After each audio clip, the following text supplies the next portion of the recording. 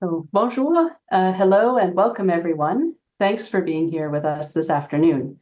Je m'appelle Jennifer Elrick et je suis directrice par intérim de l'Institut d'études canadien de McGill pour 2024-2025, pendant que Daniel Bélan est en congé sabbatique. The McGill Institute for the Study of Canada, or MISC, is the Centre for Canadian, Quebec, and Indigenous Studies programs at McGill University. MISC supports a multidisciplinary approach to the study of Canada by bringing together students, researchers, and practitioners to discuss important issues about the country's past, present, and future. In addition to our academic programs, MISC also hosts public events, such as this discussion today, on a wide range of topics that are important to Canadians. You can learn more about our work at mcgill.ca/MISC. Thank you for joining this roundtable discussion on turning point elections in Canada.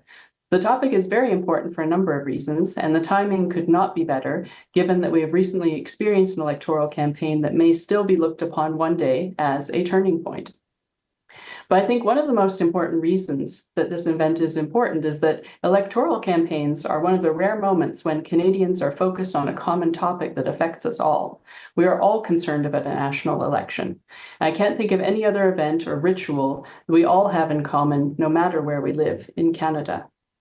But how do we understand these events, and how does the experience of 2025 compare with what has happened in the past? We have assembled 4 authors and 1 editor who have contributed to a new series of books published by the University of British Columbia Press. I'd like to start off by introducing our speakers. Ken Carty is co-editor of the Turning Point Election Series at University of British Columbia Press, along with Gerald Baier. He is Professor Emeritus of Political Science at the University of British Columbia. Patrice Dutil is the author of Ballots and Brawls, the 1867 Canadian general election. He is professor in the Department of Politics and Public Administration at Toronto Metropolitan University. Our next speaker is Tom Flanagan, the author of Pivot or Pirouette, the 1993 Canadian general election. He is Professor Emeritus and Distinguished Fellow at the School of Public Policy at the University of Calgary. And if he's not already joined us, he might be joining in a little later. Next, David MacKenzie is author of King and Chaos, the 1935 Canadian general election. He is a professor of history at Toronto Metropolitan University. And last but certainly not least, Barbara Messamore is the author of Times of Transformation, the 1921 Canadian general election. She is professor of history and department chair at the University of the Fraser Valley in British Columbia. Before we compare the 2025 election to the earlier ones I just named, I have 2 opening questions for our editor, Ken Carty. First question, Ken, what inspired you to approach UBC Press with this idea? Well, Jennifer, this series grew out of a conversation with Randy Schmidt, one of UBC Press's great acquisitions editor, and we recognized that the changing shape of much Canadian scholarship has, in recent decades, focused on the nuts and bolts of the social and political realities and experiences of our fellow citizens. But in the process, sometimes the larger story of Canada was not being told very well. And we started with the proposition that Canada is a country cobbled together by bargaining politicians, who then have constantly remade it over a century and a half. And these changes have reflected their electoral ambitions, their victories, their losses. Now, the political parties that politicians built to manage this electoral competition also found themselves continually changing as they sought to both represent and shape the country they were seeking to govern. And it's the story of these politicians, these parties, these elections that are a critical part of the twists and turns that produced and then reshaped and then reproduced and then reshaped again Canada. Of course, some of the elections were especially different, reflecting the pressures of demographic, socioeconomic, regional change that were challenging the status quo at different times in our history and have broken the political molds of previous electoral contests and the eras that they had represented. And those elections appeared to mark kind of turning points in the very nature of the Canadian experience. So telling the story of those crystallizing moments is the challenge of this series. In turning point elections, we see how an evolving political landscape allowed politicians to crystallize a distinctive agenda, to create a campaign that would mobilize and reshape the complex coalitions that have constituted the nation's political parties and indeed the very evolution of Canadian democracy. So for this series, we asked senior scholars to put these electoral stories in an accessible fashion, with the result that we now have 5 marvelous volumes, with several more on the way. 4 of the authors are with us today, and the 5th, by the late John Courtney, actually, is a wonderful account of the Diefmaker electoral revolution. We won't talk about it too much today, but it's a wonderful book. It's already won a book prize, and I can recommend it to you all very highly. So that's really the story of how the series came to be. Oh, thank you very much, Ken. Without introducing too many spoilers, what would you offer as initial thoughts about the 2025 campaign and the biggest parallels with previous elections? Or even one parallel, as you if you would had to expect choose. from an academic, I would probably want to say it's a bit too early to tell if it really marks a turning point. But the declaration by the new leader of the governing party that a century of fundamental Canadian-U.S. relationships has been irrevocably altered would seem to suggest that it may turn out to be one of these turning point elections. The very violent shifts in public opinion around it suggest a historically unsettled electorate, as we saw in past turning points, and I think some of our authors will talk about. But on the other hand, the return of an old, seemingly familiar Liberal Party, saved for its future, as in the past, by a new leader they drafted into office from outside, ought to make us wonder how much has really changed. So is it really a turning point, or is it just another Liberal pirouette? I think one way to think about this is, as we want to do today, compare it to the past. And our books and our authors help us to do just that. So I suggest we just turn to them right now. Excellent. I was just going to do that, Ken. Thank you. Although I have to get the visual of Mark Carney doing a pirouette out of my head first. So let's bring our authors into the discussion and go in chronological order of the elections that they have focused on in their books. Starting with Patrice Dutil, are there any similarities between the first election in Canada in 1867, the one you cover in Ballots and Brawls, and the one that we've just experienced? Oh, thank you, Jennifer. Merci, Jennifer. Merci pour ta complicité en organisant cette table ronde pour discuter des élections. Et merci à l'Université McGill et au Centre d'études canadiennes que tu diriges présentement. I'll answer in English. You're asking me about the similarities. Yeah, you'd think that 1867 was so long ago that it would be the differences that would be most prevalent. And there are enormous differences between 65 years ago and now, 160 years ago and now.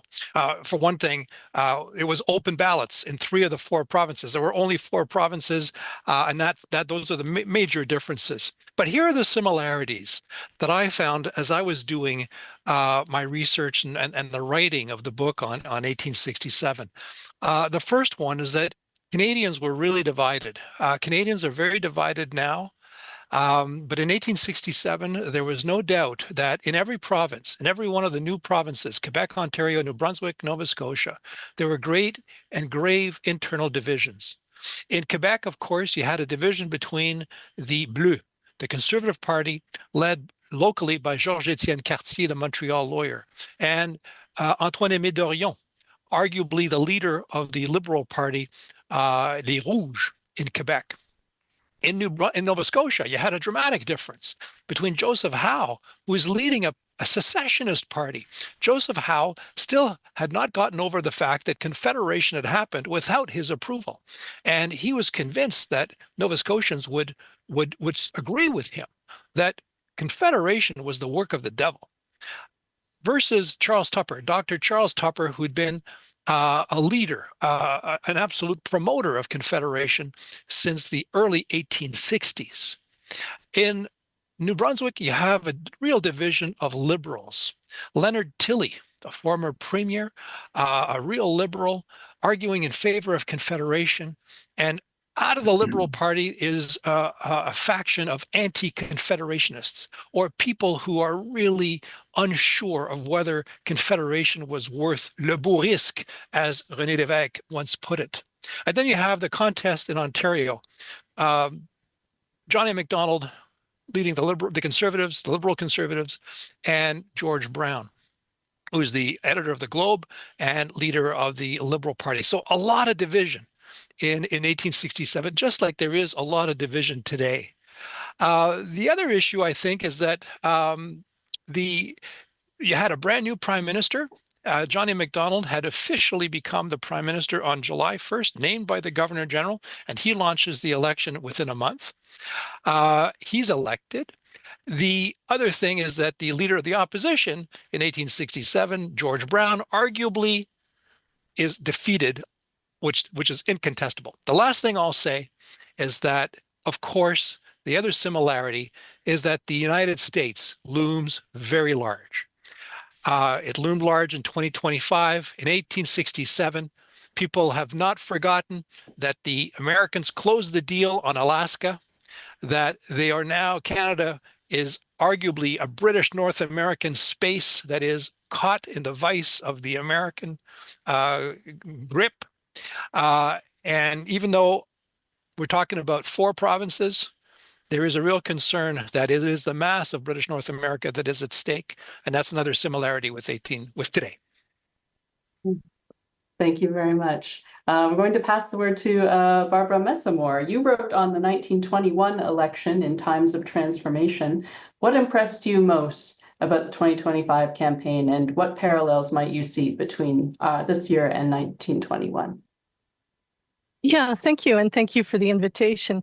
I think in both cases, even though we like to think about broad trends and how things change in politics, that I think in both cases we see elections dictated by circumstances. And in 2025, of course, those circumstances change very rapidly. We all thought we knew how it was going to unfold, and then suddenly things changed. You know, there was you could say, I mean, in both elections, tariffs loomed very large. Tariffs were an important question in 1921. The things that we thought were going to be the election issues in 2025, things like the cost of living, housing, wish to perhaps punish the Liberals after, with a stint in opposition.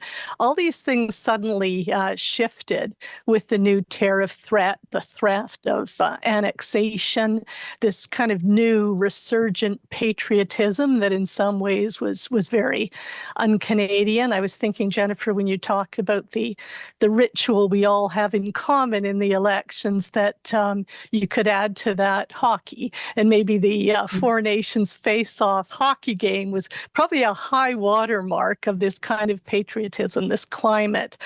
A lot of things changed suddenly in 2025. Polyev, I think, had to backtrack on the kind of messaging that suddenly didn't play very well. Anything that sounded like it might smack of a kind of a Donald Trump style, like the insulting nicknames for political rivals, threats of firing people, that sort of thing. That kind of had to be walked back a little bit.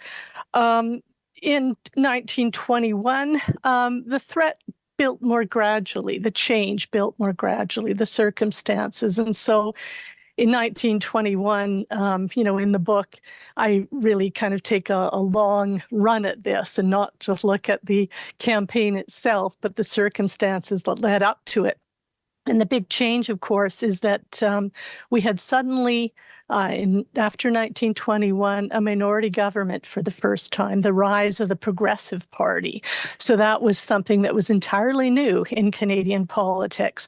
We had a Labour element, a Labour Party. And of course, even for the mainstream parties, Labour was suddenly a big issue. 1919, we had the post-war summer of strikes. We had, of course, women eligible to vote and stand as candidates for the first time. So that was certainly something very different, a protectionist U.S. climate, a Republican victory in the White House and in Congress, so a new tariff agenda. Farmers upset about a climate of higher costs because of Canadian tariffs, and also lower agricultural prices. Just a couple more quick things, and some in terms of parallel, we see both conservative leaders losing their seat in that election. That's kind of an interesting one. The Liberals falling just short, just a couple of seats short of a majority. That's a parallel too. Voter turnout very close, in the high 60s in each case. Yeah, some kind of parallels we can kind of examine a little bit there too. Thank you very much. I forgot to mention at the outset, mention it now before we move on to David MacKenzie. We're going to do a couple of rounds with our authors, and there will be a possibility for audience Q&A, which will take place via the chat. So the chat is not open yet, but later in the event when it is open, you're welcome to type in your question and I will moderate for you. So David MacKenzie, you wrote on the 1935 election in King and Chaos. What is most impressive about this? What was most impressive for you about the 2025 campaign, and what parallels exist with 1935? Well, I'd say thank you for inviting me and all that. I was thinking of kind of parallels between 1935 and 2025, and I see mainly differences rather than a parallel. I do echo what others have said already. I mean, in any kind of election, you can see all kinds of things that are similar. I mean, there's a lot that you can look for, but I see the differences more, and I think it goes down to what Barbara said about the circumstances were very different in 1935 than this year. I mean, one parallel, I think, was that if you went back 6 months before the election, in both cases, observers would have said that the government in office was destined to lose. It was true in 1935, and I think it was true this year. But then Donald Trump intervenes, and the party this year doesn't lose. But in 1935, there was no Donald Trump, and the government went down to a crashing defeat, and everyone saw it coming, and it played out the way that. But the new parties, the leaders did win their seats, which is another difference between that and 2025. One of the things that, if I don't know if I was impressed by it, but it seems to be that the issue of the first past the post voting system was less of an issue this time than it has been in the past. And that struck me because in 1935, it really did make a big difference. You had the Liberals winning about 40% of the vote, but winning 70% of the seats. The Conservatives won 30% of the vote, but I think 17% of the seats. You have new parties like the CCF winning 8% of the vote and winning 7 seats, whereas the Reconstruction Party won 7% of the vote, but only won 1 seat. That was their leader. And the Social Credit Party only got 4% of the vote, but they won 17 seats. So the numbers were way out of whack in 1935 in a way that I think is somewhat different from today. As far as the trade and the tariff issue goes, I mean, it was an issue in 1935, but it was very, very different from the way it was this year. And I think that goes to, I think I might come back and talk about that maybe a little bit later when I talk about the turning points, because one of the changes about 1935, whereas as Barbara pointed out, it was an issue in 1921, and it was an issue in virtually every other election, going back to the 1870s at least. But it's not that big of an issue in 1935, although it is an issue. But in 1935, both parties wanted a trade agreement with the United States. And that's what made it wasn't a divisive issue. Both parties wanted it to happen. And so it didn't really resonate on the campaign trail in the way that it has in 2025. So even that is a bit of a difference rather than a parallel between the two elections. I'll leave it there, and maybe I'll come back and talk about tariffs a little bit more later on. There'll be lots of room to talk for tariffs. Thanks about tariffs. Thank you very much. So Tom Flanagan, welcome. You wrote on the 1993 election in Pivot and Pirouette. what are your thoughts on the 2025 campaign and any potential parallels with 1993? Hi. First of all, I'd like to apologize for being late. I got confused about the time changes, but anyway, here I am. Well, in 93, it appeared that the heavens had fallen and that the Canadian political system had been, or at least the party system, had been completely transformed, with the Tories reduced to 2 seats and Bloc Québécois becoming the official opposition, NDP reduced to below official party status. And there was lots of scholarly writing about the implications of this for the future and how our party system was going to be different. I called my volume a pivot or pirouette because, with the benefit of hindsight, we can see that the transformation was much more temporary than lasting. After the Reform/Canadian Alliance and the Progressive Conservatives got together, pretty much came back to a semblance of two-party competition, with the NDP bouncing back to life. And the main new factor was the Bloc Québécois. And so when we fast forward to 2025, the two historic big parties are extremely close, only 1 percentage point apart in popular vote.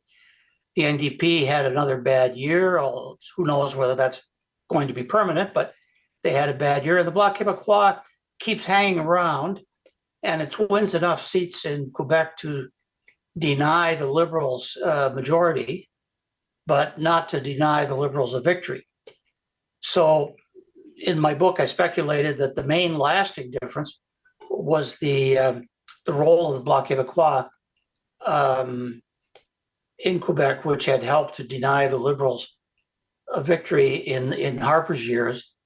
But, the Bloc, who could predict the future? But with the benefit of hindsight, I see 93 as more of a pirouette than a pivot. It looked like a pivot at the time, but now, with the benefit of hindsight, we see that a return to normalcy. And this was a theme in many of the comments that my colleagues have made here, that everything old is new again, that we keep seeing these same patterns repeating themselves in Canadian elections. It is, after all, the same country in spite of big changes along the way. And a lot of things remain the same, even though in the short term, that's the interesting thing about Canadian politics. We have lots of changes in the party system beginning in 1921, lots of new parties. Seems like old parties are shipwrecked, but they keep coming back. You can't kill them, they're the undead. And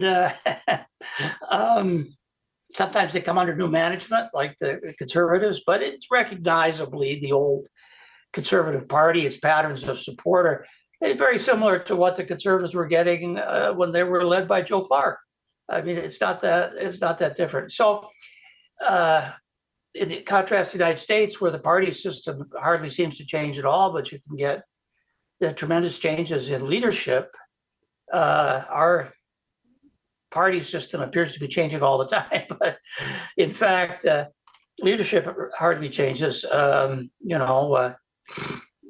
What's his name? Mark Carney scared us all to death in the campaign. And once he won, then Donald Trump was a great guy, and they went to brunch together or whatever it was. And tariffs are no longer a threat. And, we're back to normal. So, definitely pirouette rather than pivot for 93, but in the long term. A long-term pirouette. Yes. That would be difficult to sustain physically. Thank you. So I'd like to do another round with the authors, though some of you have already spoken to the notion of a turning point in your election, but this is an opportunity for you to add a few extra thoughts if you weren't able to already. We've already heard about, there are some clear turning points. Barbara, you mentioned, women having the vote, and and we've heard from a number of people changes in party configurations and relative weighting and all of that. But if there's anything you would like to add for your respective elections, because I'm hearing a little bit of ambivalence about the nature of the turning point, if there was one. So again, in chronological order, why would you say that your election was a turning point, or maybe not, Patrice, for 1867? Well, it was absolutely a turning point because, first of all, it was the first election. Without 1867, and again, it's important, and I'm grateful to Ken Carty for selecting 1867 because it's the forgotten election. There have only been 2 MA theses written on the 1867 election, and one book, Marcel Belavance's book, on the 1867 election in Quebec. That's it. You read the biographies of the leaders of the time. There's not a word about the 1867 election, as if it had never happened. It is remarkable. But 1867 was important. It was the first election. It was also the election, I would say, that legitimized the Canadian project.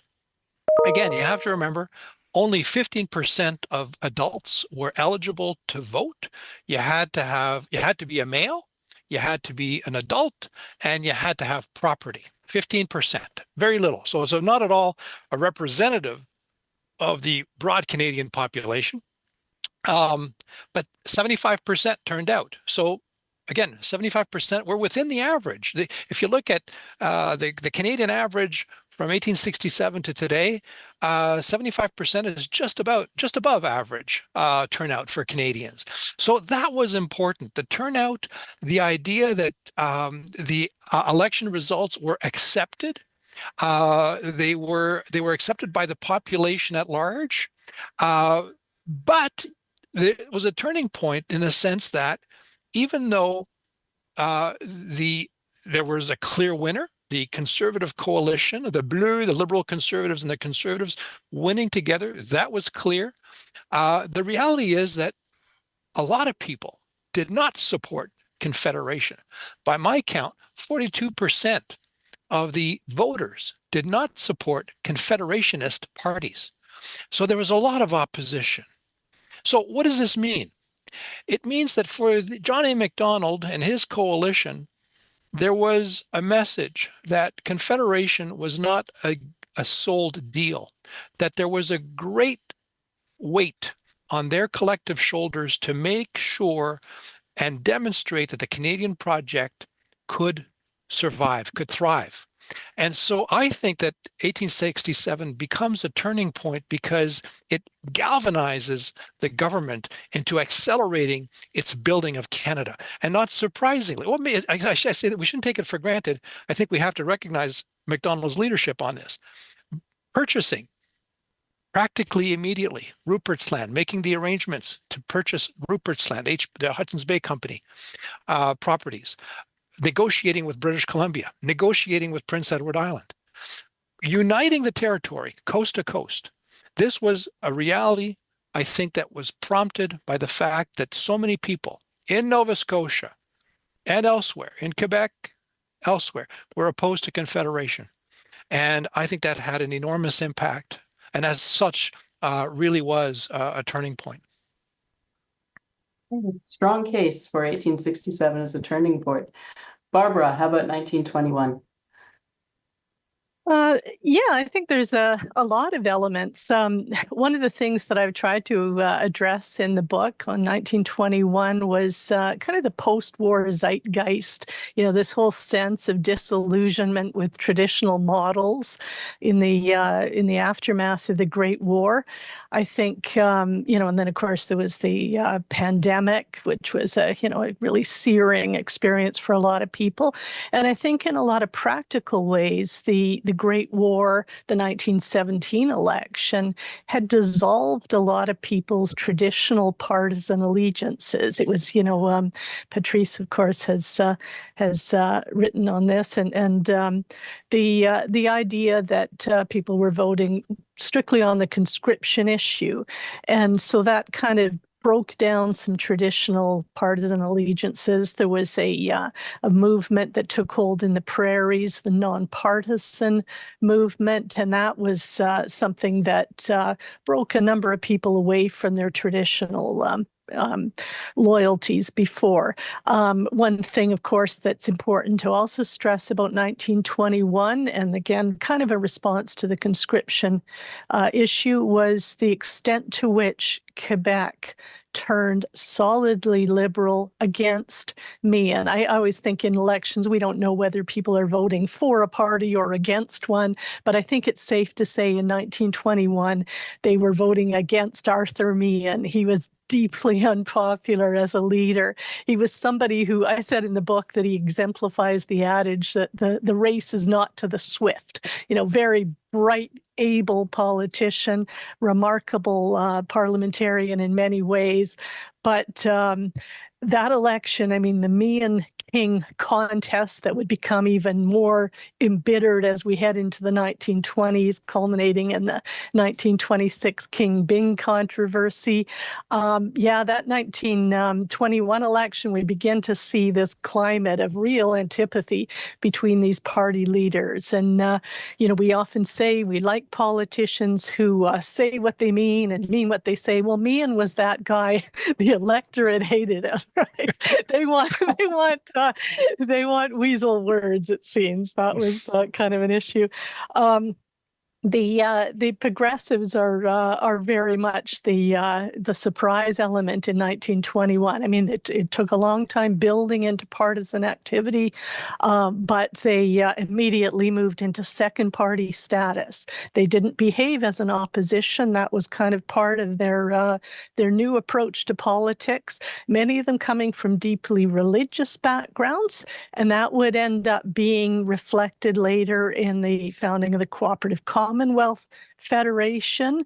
The CCF would later evolve into the NDP. So they weren't really right. They weren't really left. They were something different in the political spectrum. James Shaver Woodsworth, Labour parliamentarian, initially would become the leader of the CCF, a man also coming from religious life.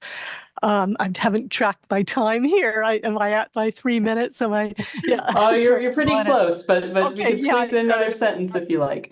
I guess essentially, to David's point earlier, popular vote, kind of interesting. We've got in 1921 the Conservatives winning just over 30% of the popular vote, the Progressives winning almost 23%, Conservatives won 50 seats, Progressives 64, right? So it was the fact that these were regionally concentrated that made all the difference there. And incidentally, a number of parties endorsed some sort of electoral reform in 1921. It was an issue everybody seemed to agree on through the 1920s, right down to 1935, David's election, where we have both Bennett and King having a platform of electoral reform. That didn't happen for various reasons, right? Okay. So lots going on in 1921. David, would you like to add any thoughts about the turning point nature of your 1935 election? Sure.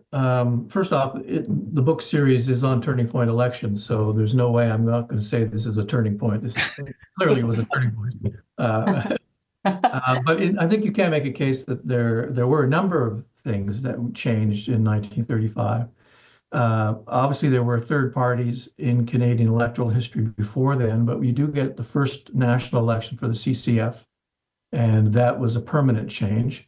And so there is a big change there. I think you also see an element of, I'll call it the rise of Western power in Canadian politics, because I think it was the first election where Western seats outnumbered the number of seats from Quebec. And so I think in some of the earlier elections, you could ignore the West, and which you could no longer do after 1935. And I think the West was also changing. And I think that leads into a bigger turning point, that the issues of importance in Western Canada were changing. And that led, I think, in some ways to the rise of these new parties, which really struck a more responsive chord in Western Canada than elsewhere. It's also the beginning of a Liberal dynasty from 1935, which was an important one. And in conjunction with that rise of Western power, is that what you find is a falling, doesn't begin in 1935, it was already happening, but it's noticeable in the fall of Liberal support in Western Canada. So there's a long progression of that over years. And so what happens, I think, is that you have a new Western sense of regionalism and a new thinking, I think, in Liberal Party that they're not as welcome in the West anymore, but they also realize that they don't need the West in the way that they had in the past. If you go to 1911 and earlier elections, the Liberals were quite strong there. Their free trade or their reciprocity or whatever was quite popular in Western Canada, but that's changing, and so you have a kind of a parting of the ways, which I think we still live with elements today of the West turning its back on Liberals and the Liberals turning their back on the West because they don't need them anymore. They just need Quebec and half of Ontario, and that can get them election wins time and time again. I think it leads to, I think if there's one larger takeaway of this turning point is that it's really the ending, I'll say the ending of the old national policy of John A. Macdonald. You go back to the 1870s, and this becomes the bedrock of conservatism in Canada. It is the tariff, it is railways, it's immigration policy, filling up the West, building railways, it's the empire, and it's all, and election after election, it was the old flag, the old party, right? Even into 1921, I think there's elements of that as well, that they're the high party of protection and opening the West. Well, by the 1930s, the West was full. And Canada's immigration policy starts backing up and we start deporting people. And so the idea of filling the West and the idea of railways is no longer front and center of electoral politics. And so that old national policy comes to an end. And that's what I mentioned about the tariffs. Here now, the Conservatives are now changing and wanting to have lower tariffs. The old sort of high tariff protection was ejected by all of the parties by this time. And so they're moving into a new kind of dealing with social welfare, dealing with unemployment, dealing with other kinds of modern issues. And the old ones of the old national policy are really past and go, disappear into the past. And I think it's very difficult for the Conservatives. And I think they go into a period of years of soul searching, ultimately coming back as, the progressive Conservatives. They have to find a whole bunch, because the Empire, we have the Statute of Westminster, 1931, the Empire is no longer a big issue in politics anymore. And so those old things of the old national policy really are gone. And the Liberals embrace Quebec and sort of national unity and that kind of thing. And they win election after election, but the Conservatives go into the wilderness for 20 odd years, trying to find a new kind of a new policy, a new message that reflects this change, this rise of Western Canada, but a new kind of Western grievance and a new kind of politics. So I think that's the big turning point, which I think is a permanent one. It never goes back. Thank you. Tom, you ended your last round by saying that you saw more of a pirouette than a pivot in 1993. How do you resolve a pirouette with being a turning point or not? Yeah, in the short term, it definitely was a pivot. I like this election because it's such a wonderful illustration of a couple of basic principles in political science. I mean, we don't have laws in political science as in physics, but we do have principles which are true most of the time until they're not, So we do have generalizations. And the first one I'd mention is the importance of regional voting with a first past the post balloting system. So in the 93 election, as everybody knows, the Conservatives got 16% of the vote, but they only won 2 seats. Reform got 19% of the vote and won 52 seats. The Bloc Québécois, I believe, got 14%, and they won 54 seats. And the NDP was also hammered by the electoral system. So I can remember Preston Manning telling me with great relish that the Tory support was spread as thinly as butter on a piece of toast. And that's what happened. So the parties that could succeed were regional parties. So that I think that's a generalization that is going to be true most of the time in most countries with first past the post balloting. Second one is the danger of winning a larger than necessary coalition. And Brian Mulrooney's great achievement, of course, was to win an enormous victory in 1984. But once he was there, he had a lot of trouble satisfying two of the pillars. He had three pillars in his coalition, really, Quebec, the West, and Ontario. And he couldn't seem to satisfy both the West and Ontario or Quebec at the same time. Quebec seemed to want constitutional reform. The West was more interested in some economic things, repeal of the National Energy Program, but there was another agenda as well. And so Mulroney ended up satisfying neither of those pillars sufficiently. And that opened himself up to predation by new political entrepreneurs. So you had people founding new parties, the Bloc Québécois in Quebec and Reform Party in Western Canada, with a policy agenda tailored to the interests of those particular regions. And Conservatives were left with almost nothing. There's an interesting paradox here that Manning's desire was always to found a national party with a Western base, was the way he put it. So expanding into Ontario and running candidates in Ontario basically destroyed the Conservative Party as a viable enterprise, but he couldn't win enough seats to make Reform a viable governing party. If Preston had just stuck with the Western Party, the Liberals probably would have won only a minority government. Manning could have held the balance of power. It might have been a very different stretch of history. But Reform strategy in '93 did lead ultimately to the takeover of the PCs. Some have called it a hostile takeover. I wouldn't go that far, but it definitely put the locus of control in Western Canada. So it wasn't just revitalizing the PCs, it was to some extent remaking the PCs, different leadership cadre. Anyway, 93 is like a textbook illustration of some basic principles of political science that I think every political science student should study and should buy my book to learn. But I don't know if that's going to happen, but Thank you very much. It is. Sorry. Ken, I have a slightly modified version of the question I was going to ask you. Having listened to the case put by each of our authors for their election being a turning point, which do you see as the biggest turning point election of the ones described here, if you can choose one? Well, they're all very different, and in some sense, they do reflect the context of the time.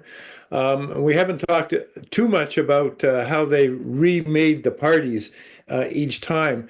And I was really thinking about John Courtney's book, which we haven't had a chance since John was no longer with us to talk about.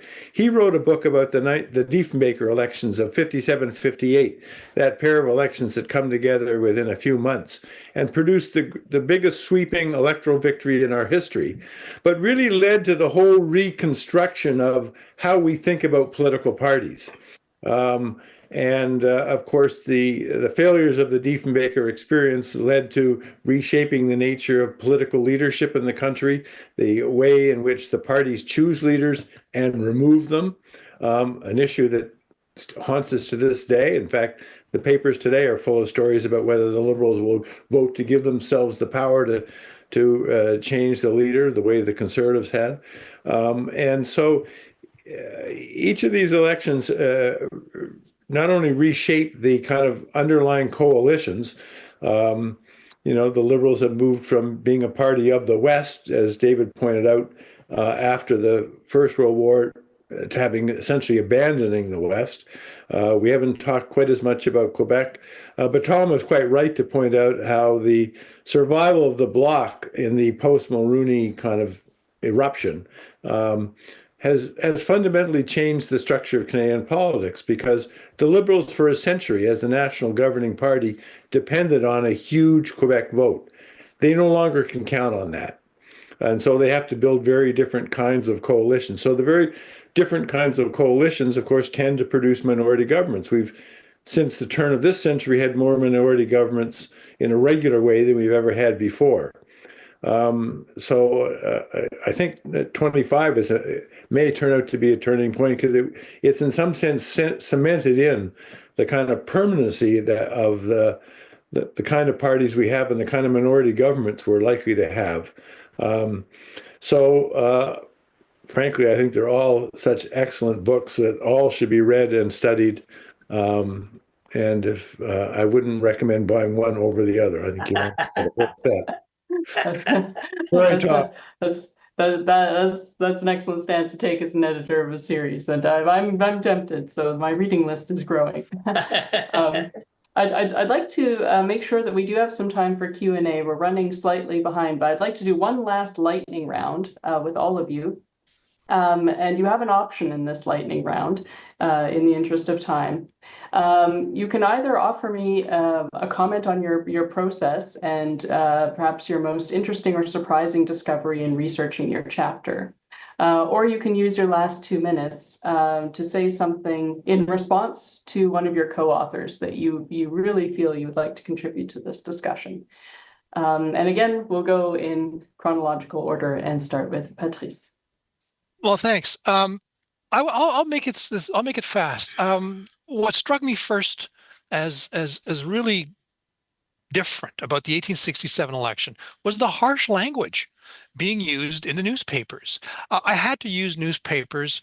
There are very few personal papers that reflect on 1867. Sir John A. Macdonald, for instance, ceases his correspondence in late July 1867 and will not resume it until the campaign is over in late September of 1867. Agnes MacDonald, who proudly begins her diary on July 1st, stops suddenly in late July and starts again in October saying, "Oh, I'm really sorry. I've been so busy. I haven't had a chance to write anything." I mean, this is the historian reading this. I'm very angry about Agnes.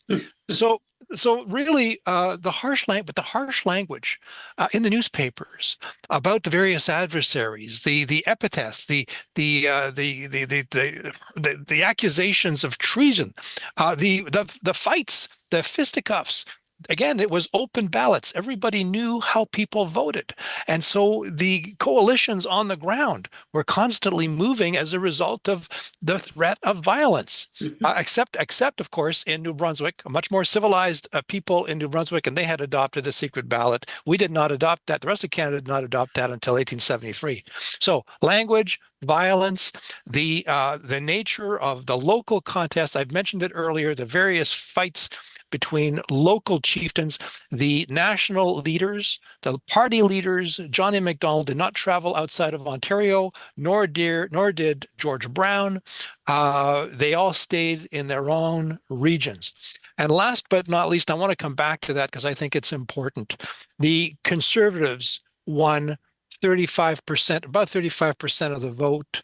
The Liberals got 22% of the vote. The opposition to Confederation, whether it was Joseph Howe's party, got almost 8% of the vote, and all the others got 35% of the vote. You put that all together, 42% of the electorate did not vote for Confederation, and I think that's the biggest discovery. You haven't read that anywhere else. No. Thank you. And if there are any students on the webinar today, I hope that I think you're doing a good job of winning them over to the study of history. So absolutely exciting primary materials. Yeah. Thank you, Barbara. Yeah, thank you. Yeah, there are some things I think people would find surprising about looking at 1921. And Patrice has alluded to the open system. Well, we didn't have that in 1921, but there were a lot of things that were different about that election from what we would see today. One thing, for example, is that the parties didn't appear on the ballot, right? So you'd be voting for a candidate, but you would not have that party affiliation. And so one of the things, when I'm trying to look at, okay, what were the election results in 1921? There's some gray area there, and some have interpreted this in such a way as to give the Liberals a majority. I have said it's a Liberal minority. My count is 116 Liberal seats, and that's because it really depends on what votes can King as Liberal leader count on in the House of Commons. And so if you have, for example, in the province of Manitoba, two nominal Liberals who in one instance actually voted against the federal budget, the discipline in the party sense was not what it is today, right? So just a very different environment in that way. So, often people's exact allegiances are not clear-cut. You have to kind of trace their subsequent voting patterns to see what those allegiances actually are. We had 1921 was the first under the Dominion Elections Act of 1920. So we'd had back in Macdonald's era, 1885, a centralized election system, decentralized again under Wilfrid Laurier, and then brought back under a centralized system with the Dominion Elections Act in 1920, although they kept the provincial racial discrimination against Asian Canadians that were part of provincial franchise rules. And of course, Indigenous status Indians did not have the right to vote until 1960. So that's, of course, important. There's a couple of other things that are different in this era. There were multi-member constituencies. That's another relic of the past. So in 1921, there were 5 constituencies where you'd be electing more than one member. That persisted until 1968. One of the other things that was different is you had legislation in 1919 that ended a candidate's ability to simultaneously run in more than one constituency. And so party leaders often did that. And so we have in 1921, Meehan's got nowhere to go. He's lost his seat. He didn't have another riding that he was elected in. And of course, that would happen to Mackenzie King in 1925, at a time when he's incumbent prime minister. And so that one of the interesting things is kind of looking ahead outside the scope of the book. But in 1925, King got to continue to form the government, even though he as prime minister lost his own seat and won far fewer seats than did Arthur Meehan and the Conservatives. So King and the Liberals won 101 seats, Conservatives won 116. King continued to form the government in that very unusual situation. So, it's not about who wins the most seats, it's about who can count on votes in the House of Commons. And of course, the progressive element would back King and not Arthur Meehan and the Conservatives. Thank you. So 3 more rounding out our lightning round. David MacKenzie.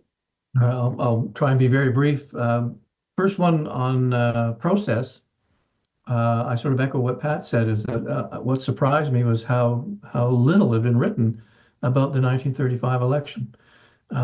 Because so much has been written about the Depression and labor and imperial relations and Canadian-American relations and all that kind of stuff. There's a whole series of books on the Social Credit Party that I don't know if anyone reads them anymore, but you can go, and there's all kinds of stuff written about the decade, but very little about the election itself, which was good for me. And especially for what in your introduction, Jennifer, you mentioned about it's strange because all of these issues are brought together in a very compact way for a very short period of time, in an intense way, that it is an ideal thing to sort of study. So that was surprising. As far as from the research itself, one thing that stood out for me was the radicalism of the election. it was very radical rhetoric. There was somebody during the election said, we used to have conservatives and liberals. Now we have only reformers. That everybody was going to reform the system, including R.B. Bennett and his New Deal. He was going to change everything. And it was a very radical time, but it was also a very radically conservative time. And that all this radicalism, I mean, I guess you could say the CCF was a socialist party, but everyone was talking about sort of taking it to the man and sort of populist kind of reform. And I found that very, very, very interesting. And especially given the rest of the world in the 1930s were turning to very radical and often very conservative parties and governments and that sort of thing. And at the end of the day, Canada went back to the most non-radical and old-style politician in MacKenzie King. So there's a kind of certain irony, I think, at the very end of it, of this very radical rhetoric during the election, and they ended up with just the opposite. In MacKenzie King. I'll just leave it there. Thank you. Tom. Well, 1993 illustrates another principle of political science, which is that campaigns matter except when they don't. The 93 campaign mattered a great deal. People tend to forget that on the verge of the election being called, the Conservatives had struggled back to virtual parity with the Liberals in public opinion polls. In fact, they were even ahead in some polls, which I think led to the decision to call the election. It looked like they had climbed out of the Mulroney slough of despond, you might say.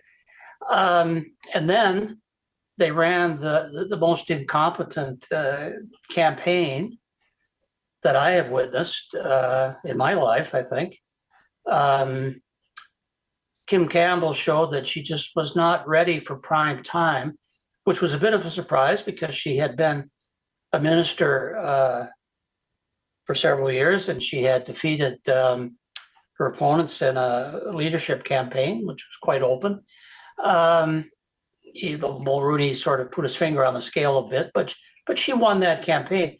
But when she got out in public in the election, it was just one malapropism after another. And then the campaign was poorly organized. There was bad communication between the leaders' tour and the war room back in the central office, which led to those disastrous commercials being run at the end of the campaign without ever having really been approved by the leader. So it's a textbook case on how not to run a campaign. And I had sort of forgotten until I got back into the research for the book. I had sort of forgotten how bad that campaign was. And it does, I talked previously about long-term factors leading to the breakup of the Mulroney coalition, but they appear to have stitched it back together on the eve of the campaign. And with a better campaign, who knows what might have happened.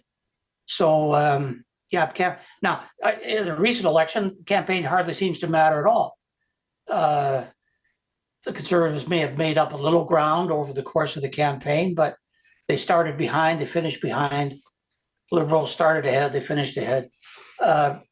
It's hard to argue that the campaign itself mattered. What mattered in 2025 was the pre-campaign period in which the Liberals used their control of government to set the agenda for the campaign by choosing a new leader and then by all the scare tactics about tariffs. And, now I probably would say tariffs, what tariffs? Where are they? But so that was a textbook case in what William Riker called heresthetic, the art of influencing the agenda in 2025. The campaign itself, once it got going, pretty humdrum. Whereas 1993, the campaign was mind-boggling as you watch the gradual descent of the Tories. Thank you very much. To wrap things up, Ken Carty is co-editor of the series. A slightly modified question for you. What was the most surprising thing you encountered while pulling together this series and reading everyone's contributions? I think we were surprised with the enthusiasm with which senior scholars really said, yes, these are important stories to be told, and there's a lot of it hasn't been told, and hasn't been told in an accessible, open way. And these are fundamental stories to understanding this country as it's evolved over time. And while all of the authors did a fair amount of research, an awful lot of it was, in fact, pulling together bits and pieces and thinking hard about what they knew and what we know about this country. So I guess I was more than pleasantly surprised with the enthusiasm with which people took them up and the enormous success we've had. I mean, these are short books. They're accessible. They have wonderful appendices that kind of tell readers who all the key actors are and the players, that have good statistics for those who love statistics.